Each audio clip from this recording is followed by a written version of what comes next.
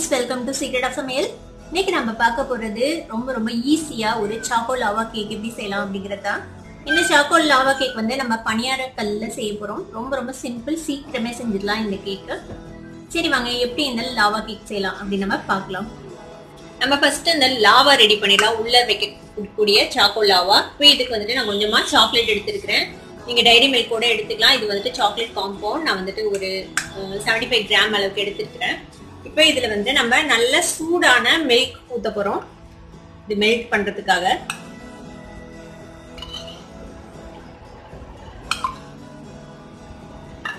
இந்த சூட்லயே இந்த சாக்லேட் வந்துட்டு மெல்ட் ஆயிடும். நல்லா மிக்ஸ் பண்ணி இது மெல்ட் ஆக வரைக்கும் வெயிட் பண்ணலாம். இவங்க நம்மளோட சாக்லேட் வந்துட்டு நல்லா மெல்ட் ஆயிடுச்சு. இந்த மாதிரி ஒரு கன்சிஸ்டன்சில இருக்கணும். இப்படி ஃப்ளோயிங் கன்சிஸ்டன்சில இருக்கணும். ஆனா லேசா கொஞ்சம் திக்காவும் இருக்கணும். ரொம்ப தண்ணியா இருந்துச்சுன்னா நம்ம பணியார கல்ல ஊத்தும் போது இது வெளில வந்துடும்.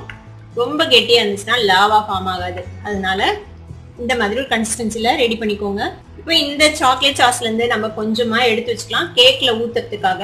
அது வந்துட்டு ஒரு நல்ல டேஸ்ட் கொடுக்கும். நம்ம கேக் பேட்டர்ல மிக்ஸ் பண்ணோம்னா ஒரு 2-3 டேபிள் ஸ்பூன் அளவுக்கு எடுத்து வச்சுக்கோங்க. இதை வந்துட்டு ஒரு 10 மினிட்ஸ் நம்ம ஃப்ரீசர்ல வைக்க போறோம். இது வந்து கொஞ்சம் திக்காகணும். ஏன்னா இப்படியே இருந்தா நம்ம கேக்குக்குள்ள வைக்க முடியாது. அதனால இது கொஞ்சம் திக்காகணும். கொஞ்ச நேரம் ஃப்ரீசர்ல வைக்கலாம். இப்போ நம்ம கேக் பேட்டர் ரெடி பண்ணிக்கலாம். இதுக்கு ஒரு பவுல் எடுத்துக்கோங்க. ஒரு 1/2 கப் அளவுக்கு மைதா மாவு எடுத்துக்கோங்க. அதே அளவுக்கு பவுடர் பண்ண சர்க்கரை, 1/2 கப் அளவுக்கு சர்க்கரை.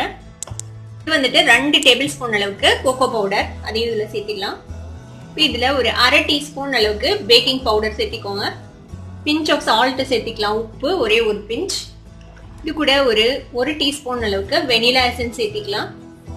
இது கூட ஒரு 3 டேபிள் ஸ்பூன் அளவுக்கு மெல்டட் பட்டர் சேர்த்திக்கலாம். உருக்குன வெண்ணெய். இது வெண்ணெய்க்கு பதிலாக எண்ணெய் கூட சேர்க்கலாம். நம்ம எடுத்து வச்சிருந்தோம்ல இந்த மெல்டட் சாக்லேட், அதையும் இதுல சேர்த்திடுங்க. இது வந்து ஒரு 2 டேபிள் ஸ்பூன். இப்போ இதுல வந்துட்டு நம்ம கொஞ்சமா பால் விட்டு இதை வந்துட்டு ஒரு பேட்டரா மிக்ஸ் பண்ணிக்க போறோம். பால் ஒரேடியா விட்டுறாதீங்க, கொஞ்சமா விட்டு மிக்ஸ் பண்ணிக்கோங்க. இந்த மாதிரி ஒரு விஸ்க் வச்சு இந்த மாதிரி மிக்ஸ் பண்ணிக்கோங்க. வந்து நார்மல் பேட்டரை விட கொஞ்சம் தின்னா இருக்கணும். ஏன்னா நம்ம இதுக்குள்ள அந்த சாக்லேட் வந்து ஸ்டஃப் பண்ணணும். இல்லைன்னா மேலேயே நின்னுக்கும் சாக்லேட்டு. இன்னும் கொஞ்சோண்டு நம்ம பால் சேர்த்திக்கலாம். ஒரு 1 டேபிள் ஸ்பூன் அளவு பால் சேர்த்திருக்கேன்.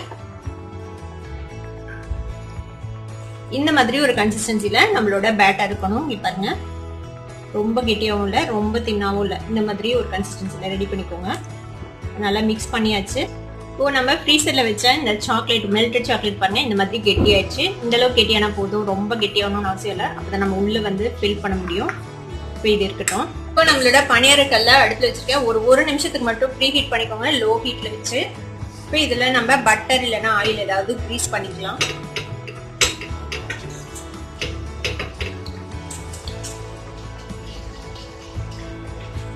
இப்போ நம்ம ரெடி பண்ணி வச்சிருக்க இந்த கேக் பேட்டர்ல இருந்து இந்த குழியில பாதி அளவுக்கு மட்டும் ஃபில் பண்ற மாதிரி ஊத்திக்கலாம். எல்லா குழியிலையும் பாதி மட்டும் ஊத்திக்கோங்க. இப்போ நம்ம ஃப்ரீசர்ல வச்ச இந்த சாக்லேட் இருக்குல்ல, அதை வந்துட்டு கொஞ்சமா நடுவுல வச்சிடலாம். கம்மியாவே வைங்க, நிறைய வச்சா ஓவர்ஃப்ளோ ஆயிடும் கேக்ல இருந்து வெளியில. இந்த மாதிரி வச்சு இந்த மாதிரி பேட்டர் வச்சு மூடிடுங்க. உள்ள டிப் பண்ணி விட்டுருங்க. இந்த மாதிரி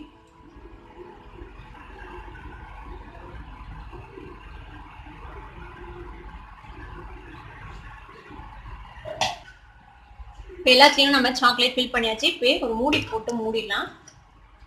இது ஒரு 1 நிமிஷம் வேகட்டும். 1 நிமிஷத்துக்கு அப்புறம் நம்ம அடுப்பை ஸ்விட்ச் ஆஃப் பண்ணிட்டு போறோம். இப்போ 1 நிமிஷம் ஆச்சு. நம்ம அடுப்பை ஆஃப் பண்ணி இப்படியே ஒரு 3-4 நிமிஷம் விட்டுருங்க. இப்போ 4 நிமிஷம் ஆச்சு. நம்ம ஓபன் பண்ணி பார்ப்போம். பாருங்க, 2 அதிக பிரசங்கி சாக்லேட் வெளில வந்துருக்குது. சரி, அதனால ஒன்றும் பிரச்சனை இல்லை. நம்ம இப்படி திருப்பி போட்டுக்கலாம். பாருங்க, இந்த மாதிரி திருப்பி போட்டுக்கோங்க.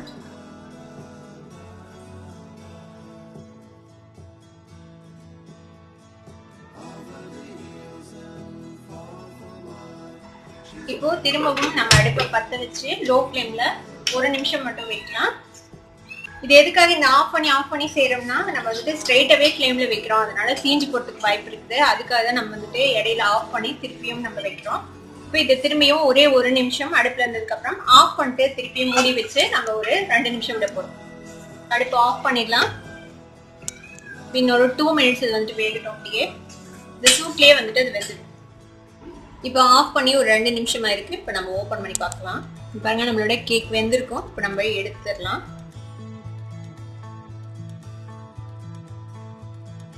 நம்மளோட சாக்கோ லாவா கேக் எவ்வளோ சூப்பராக ஈஸியாக ரெடி ஆச்சு பாருங்க.